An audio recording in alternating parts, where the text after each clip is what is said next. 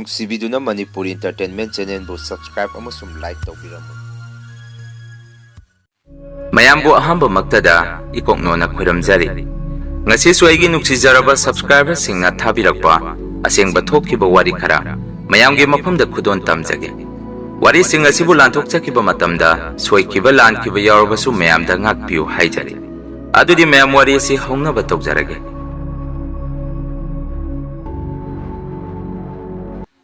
ꯋꯥꯔꯤ ꯑꯁꯤ ꯃꯇꯝ ꯀꯨꯏꯔꯕꯒꯤ ꯃꯃꯥꯡꯗ ꯑꯁꯦꯡꯕ ꯑꯣꯏꯅ ꯊꯣꯛꯈꯤꯕ ꯊꯧꯗꯣꯛ ꯑꯃꯒꯤ ꯋꯥꯔꯤꯅꯤ꯫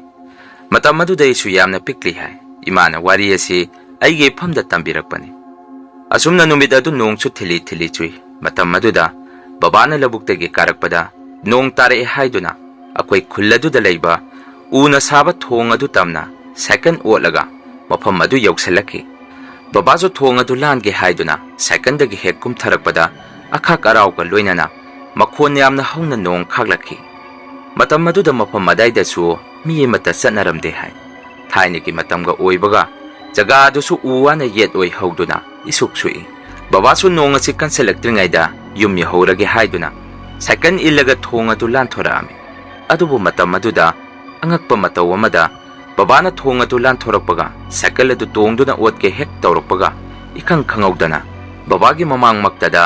ꯑꯉꯥꯡ ꯆꯍꯤ 6-7ꯀꯤ ꯂꯦꯡ ꯑꯣꯏꯒꯗꯕ ꯃꯁꯛ ꯆꯞ ꯃꯥꯟꯅꯕ ꯅꯨꯄꯥ ꯃꯆꯥ ꯑꯅꯤꯈꯛ ꯃꯐꯝ ꯑꯗꯨꯗ ꯃꯈꯨꯠ ꯁꯝꯅꯗꯨꯅ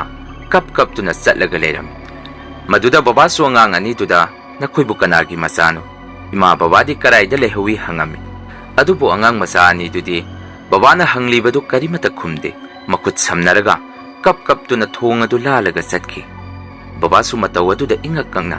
ꯍꯥꯏꯐꯦꯠ ꯌꯦꯡꯉꯝꯃꯒ ꯁꯥꯏꯀꯜ ꯑꯗꯨ ꯊꯧꯔꯛꯀꯦ ꯇꯧꯔꯝꯃꯤ꯫ ꯑꯗꯨꯕꯨ ꯕꯕꯥꯅ ꯑꯃꯨꯛ ꯑꯉꯥꯡꯁꯤꯡ ꯑꯗꯨꯕు ꯊꯣꯡ ꯑꯁꯤ ꯂꯥꯟꯕ ꯍꯩꯗꯣꯔꯤꯕꯖꯥꯔ ꯈꯟꯗꯨꯅ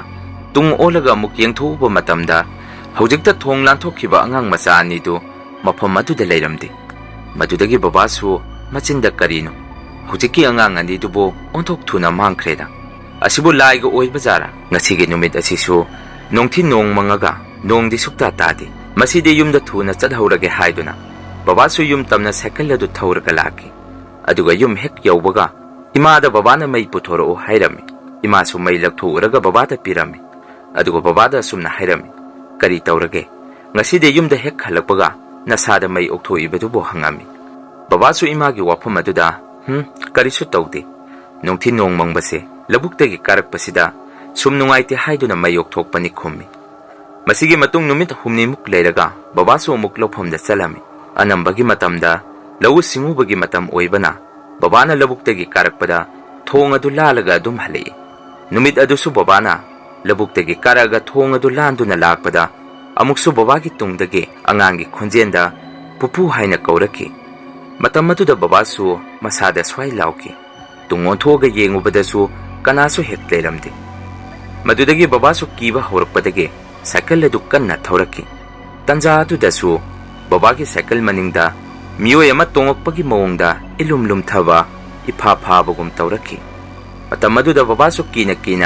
ꯇꯨꯡ ꯑꯣꯟꯗꯨꯅ ꯌꯦꯡꯊꯣꯛꯎꯕ ꯃꯇꯝꯗ ꯃꯃꯥꯡꯗ ꯊꯣꯡꯈꯣꯡꯗ ꯊꯦꯡꯅꯈꯤꯕ ꯃꯁꯛ ꯆꯞ ꯃꯥꯟꯅꯕ ꯑꯉꯥꯡ ꯑꯅꯤꯗꯨ ꯕꯕꯥꯒꯤ ꯁꯥꯏꯀꯜ ꯃꯅꯤꯡꯗ ꯇꯣꯡꯗꯨꯅ ꯂꯩꯔꯝꯃꯤ꯫ ꯑꯗꯨꯒ ꯑꯀꯤꯕ ꯃꯇꯧ ꯑꯃꯗ ꯑꯉꯥꯡ ꯑꯅꯤꯗꯨꯅ ꯕꯕꯥꯗ ꯅꯣꯛꯁꯤꯜꯂꯛꯈꯤ꯫ ꯃꯗꯨꯗꯒꯤ ꯕꯕꯥꯁꯨ ꯀꯤꯕꯗꯒꯤ ꯃꯐꯝ ꯃꯔꯥꯡ ꯈꯪꯗꯅ ꯁꯥꯏꯀꯜ ꯑꯗꯨ ꯋꯥꯔꯛ ꯋꯥꯄ꯭ꯔꯛ ꯑꯃꯗ ꯂꯣꯡꯁꯤꯜꯂꯝꯃꯤ꯫ ꯃꯇꯝ ꯑꯗꯨꯗ ꯕꯕꯥꯁꯨ ꯃꯁꯥꯗ ꯇꯔꯪ ꯃꯥꯂꯪ, ꯃꯁꯥꯗ ꯒ꯭ꯌꯥꯟ ꯃꯦꯟ ꯑꯃꯠꯇ ꯇꯥꯖꯈꯤꯗꯦ꯫ ꯕꯕꯥꯅ ꯒ꯭ꯌꯥꯟ ꯂꯥꯛꯄꯗꯗꯤ ꯃꯐꯝ ꯑꯗꯥꯏꯗ ꯑꯉꯥꯡ ꯑꯅꯤꯗꯨ ꯂꯩꯔꯝꯗꯦ ꯍꯥꯏ꯫ ꯑꯗꯨꯒ ꯈ꯭ꯋꯥꯏꯗꯒꯤ ꯉꯛꯄꯅ ꯕꯕꯥꯒꯤ ꯁꯥꯏꯀꯜ ꯑꯗꯨꯁꯨ ꯂꯝꯕꯤ ꯃꯇꯥꯏ ꯑꯃꯗ ꯍꯨꯒꯠꯂꯒ ꯁ꯭ꯇꯦꯟ ꯉꯥꯛꯑꯒ ꯂꯩꯔꯝꯃꯤ ꯍꯥꯏ꯫ ꯑꯁꯨꯝꯅ ꯅꯨꯃꯤꯠ ꯑꯗꯨ ꯕꯕꯥꯁꯨ ꯌꯥꯝꯅ ꯋꯥꯅ ꯁꯥꯏꯀꯜ ꯑꯗꯨ ꯊꯧꯗꯨꯅ ꯌꯨꯝꯗ ꯂꯥꯛꯈꯤ꯫ ꯌꯨꯝ ꯍꯦꯛ ꯌꯧꯕꯒ ꯏꯃꯥꯗꯁꯨ ꯉꯁꯥꯏ ꯊꯦꯡꯅꯈꯤꯕ ꯀꯤꯔꯕ ꯊꯧꯗꯣꯛ ꯄꯨꯝꯕ ꯋꯥꯔꯤ ꯇꯝꯃꯤ꯫ "ꯑꯩꯗꯤ ꯉꯁꯤ ꯁꯤꯔꯨꯕꯗꯒꯤ ꯍꯜꯂꯛꯑꯦ. ꯑꯩ ꯃꯇꯨꯡ ꯃꯅꯥꯎ ꯃꯁꯤꯒꯤ ꯊꯣꯡ ꯑꯁꯤ ꯂꯥꯜꯂꯒ ꯆꯠꯆꯔꯔꯣꯏ. ꯈꯔ ꯅꯛꯁꯜꯂꯤ ꯈꯜꯂꯒ ꯆꯠꯄꯅꯤ. ꯑꯅꯤꯔꯛ ꯁꯨꯔꯦ ꯁꯨꯃꯥꯏꯅ ꯊꯦꯡꯅꯔꯤꯁꯦ" ꯍꯥꯏꯔꯝꯃꯤ꯫ ꯋꯥꯐꯝ ꯑꯗꯨꯗ ꯏꯃꯥꯗ ꯑꯃꯨꯛ "ꯀꯔꯤꯒꯤꯅꯣ ꯊꯧꯗꯣꯛ ꯑꯁꯤ ꯍꯥꯟꯅꯁꯨ ꯊꯦꯡꯅꯈ꯭ꯔꯒꯗꯤ ꯍꯟꯖꯟ ꯍꯟꯖꯟ ꯃꯐꯝ ꯑꯗꯨꯗ ꯆꯠꯂꯤꯕꯗꯨꯕꯨ? ꯊꯣꯡ ꯑꯗꯨ ꯅꯨꯃꯤꯠ ꯆꯞ ꯌꯨꯡꯕ ꯑꯃꯗꯤ ꯅꯨꯃꯤꯗꯥꯡ ꯑꯊꯦꯡꯕꯗ ꯃꯤ ꯂꯥꯟꯕ ꯀꯤꯅꯔꯤꯕ ꯊꯣꯡꯅꯤ. ꯑꯉꯥꯡ ꯑꯅꯤꯗꯨꯁꯨ ꯂꯩꯈꯤꯗ꯭ꯔꯕ ꯁꯤꯈ꯭ꯔꯕ ꯐꯥꯏꯕꯣꯛꯀꯤ ꯊꯋꯥꯏꯅꯤꯁꯨ ꯍꯥꯏꯅꯩ. ꯃꯈꯣꯏꯅ ꯊꯣꯡ ꯑꯗꯨꯗ ꯃꯊꯤ ꯐꯣꯡꯉꯛꯄꯒꯤ ꯃꯇꯝꯁꯨ ꯁꯤꯒꯨꯝꯕ ꯃꯇꯝ ꯂꯧꯎ ꯁꯤꯡꯎꯕꯒꯤ ꯃꯇꯝ ꯃꯁꯥꯏꯗ ꯍꯦꯛ ꯍꯦꯛ ꯊꯣꯛꯏ ꯍꯥꯏꯅꯩ. ꯃꯇꯨꯡ ꯃꯅꯥꯎꯗꯤ ꯃꯐꯝ ꯑꯗꯣꯝꯗ ꯆꯠꯄꯤꯔꯨꯔꯅꯨ" ꯍꯥꯏꯔꯝꯃꯤ꯫ ꯃꯗꯨꯗ ꯕꯕꯥꯁꯨ "ꯍꯣꯏ, ꯑꯩꯅ ꯈꯔ ꯁꯝꯃꯤ, ꯃꯤꯁꯨ ꯆꯤꯟꯗꯦ" ꯍꯥꯏꯗꯨꯅ thong adomdagi yumda halakpani ngasidagidi chatlaroi hairami thogdo asigi matungdagi akhoi khungi miyoi ama ani su angang ani du sangari maningda su phammaga hekek leirami su haine tawbadabu hojikti thong adu sindokre khara sathora yotki thong oina semkhre mayam ahambagi wari ase matang asaida loijare ani suba wari semu mayamgi mafamda khudon tamjage wari sibu thabirakpa nongthang anba ngasidagi chai tare longgi mamangda aigi punsida thokiba sengba thogdo amagi wari ni koi yungi mamang thangba maikaida khara lamna chalaga singge charuk chawngna sangna le mafam asida nongmaina hakchang humang tahange khanduna khutta nauri ma pairaga ithanda mafam aduda walking oina chalami satkibagi lambendadi karisu tawdi adubu halakpagi lambida ikhang khangaudana tunglomdagi yamna hainadaba punsida amafok taraktriba makhol amada hongna yakna atamnana aingonda wanselaga khongaki matam aduda numitsu changkhre mambadi pura oinadi mamdri aichu tanja aduda salambadagi saplaungna leptuna tung onduna yengami masibu uche kumbu oiba jara haiduna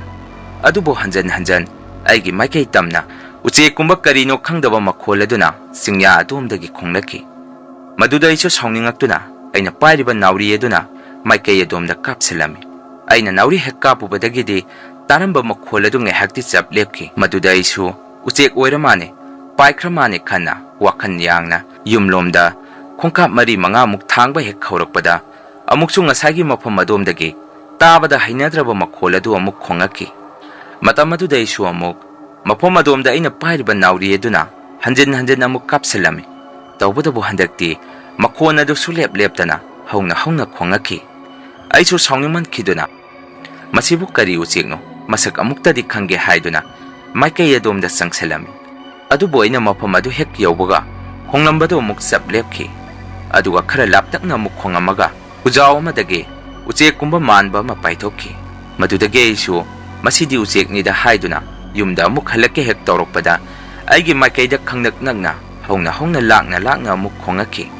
matam adudadi aichu khangle masidi uchek natre haibasi maduna aichu kiboi lakpoi mafam adudagi kanna selaki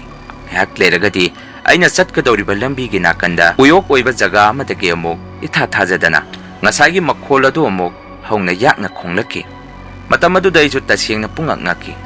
masibu changselaga hekta thengnarasirane haina su khalaki adubu aigi laibok phaba amana chingkhong adugi manakta mama thokpa maiba oiba ama lau pengduna leirami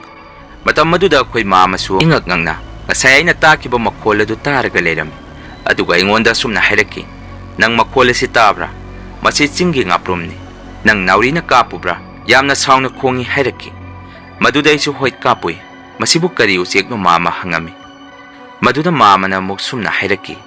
umangsibu ngak senbu usekni khudong thiba taramdai su mana hekta khong nang yum yauraga laitin khuram tho hairaki wafam adu tabada aichu isada sukki matik kirami asumna yum hek yaubaga aigi wakhanda lanjare nasana khangdabadagi tawjakhiba ngaktani amukta ngakpiu haijarami madudagi haujuk phaugi oinadi isada karisu tawdri mayamani suba wari asi matang asaida loijare ahum suba wari si amuk mayamgi mafamda khudon tamjage wari asi bu thabirakpana kairaugdagi sanathoi wari asi 2008 ta isamakta thengnakiba thogdo amagi wari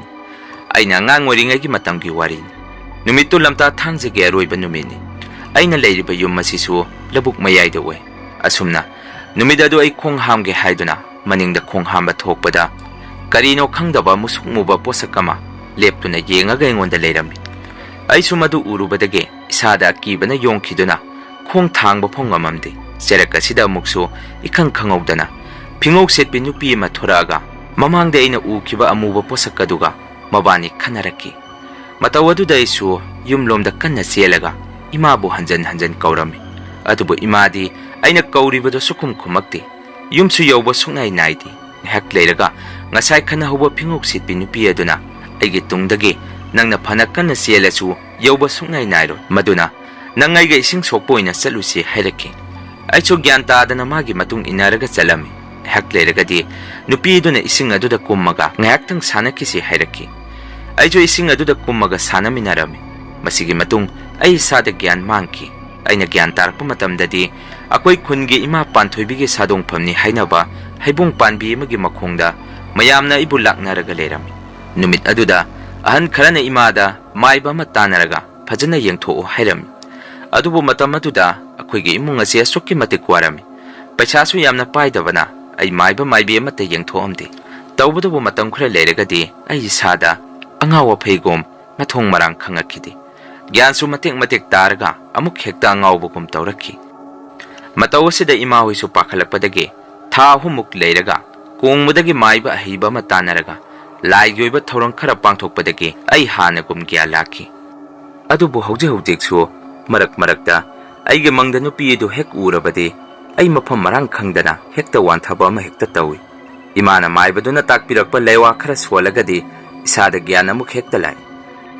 Mayamnadi aigi wari si tabada thajabiramdabasu yai. Tawbudabu thengnakiba thawdo adudi aigi imung amadi lekaigi miyoisingnadi ngasifo kaudri.